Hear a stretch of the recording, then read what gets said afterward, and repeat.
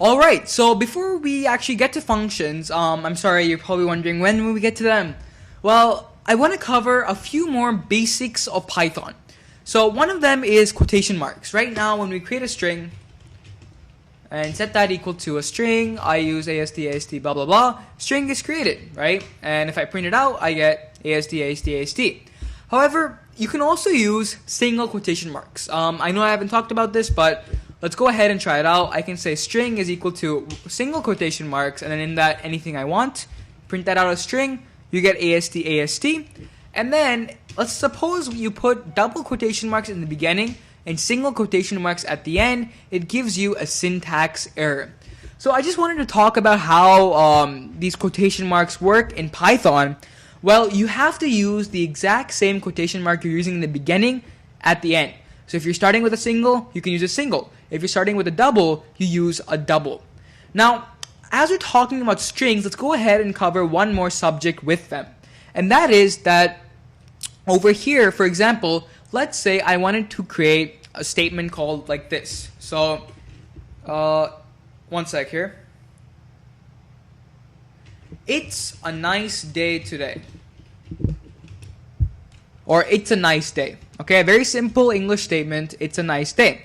However, if we now print out string, it works. It's a nice day. And the reason this has worked is because you're probably wondering, well, we have a single quotation over here. Why didn't it pick up an error? Well, the reason is because the double quotation and the double quotation match. You can put as many single quotation marks you want in the middle, but since it's a string and you've put the double in front and the double in the end, it's okay.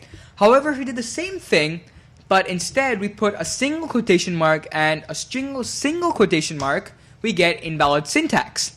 So this is where the concept of escape characters come in. Alright? Let's go ahead and bring this line again. To make sure that Python doesn't consider an apostrophe as a string apostrophe and instead as an English wording apostrophe, what you can do is in front of the apostrophe, put a backslash. And all this backslash does is it says, hey Python, this is part of the statement. Don't count this as an apostrophe to the string statement. Now if we print out string, doesn't give us an error, it's a nice day. Isn't that cool?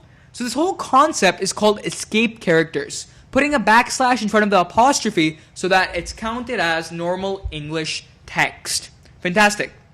So this is it to my basics of strings. I just want to talk about a few things. And before I go, or before I actually end this lecture, one last thing. Alright, so let me quickly open up a new ideally, just restarting the screen and stuff. But there's one last thing I want to show you, okay? And this is the concept of, suppose I'm writing a huge if statement.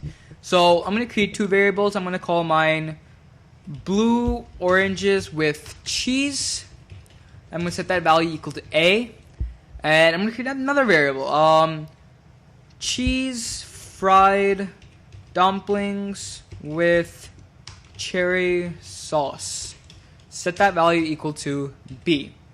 So many times in coding, or especially with Python, you'll notice that as you're typing, your screen will take up a lot of the text and it'll go to the next line and stuff. So how do we get rid of that? For example, if I say if blue oranges with cheese is equal to cheese fried, I have no clue what I write. I'm sorry, I have no clue what I wrote. Wait, let me just copy paste. Command C.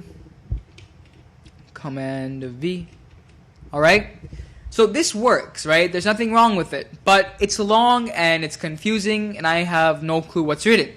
So what I can do is using a backslash, or wait, I'm sorry. Alright, sorry about that guys. Yes, it is a backslash. I'm not sure why it wasn't letting me do that, but now it is. So I can say something along the lines of if blue oranges is equal to, and then on a new line, I can put in the two equals, and then on a new line, I can say cheese, fried, whatever it is, and then put a colon. That would enable me to put all of this on 3 separate lines. So this is the whole concept of using these multi-line statements, right? Now, these multi-line statements can be used anywhere. For example, if I'm creating, like, for example, let me just bring this down over here, actually. So, one sec. Let me get the error going over here. Invalid syntax. Fantastic. So, I want to... One sec. I'm sorry about that, guys. So, over here, let's go ahead and get this blue oranges with cheese and this fried dumpling sauce. So, I use a backslash and it's getting... Okay, fine. I got you. So, I delete all of this. Use the backslash. Use the double equal to signs. Use the backslash. And then I say this cheese fried dumpling with cherry sauce. Command C. Command V. And now what I can do is I can just say print hello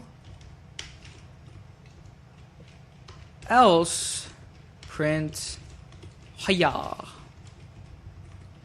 So all I wanted to show you here is how you can use multi-line statements in Python to your advantage. So if your statements are going way off the screen and you don't like that and you want it to be more consolidated, more appealing to the eye, what you can do is you can use these multi-line statements to break up your code into nice, simple pieces like I've done over here.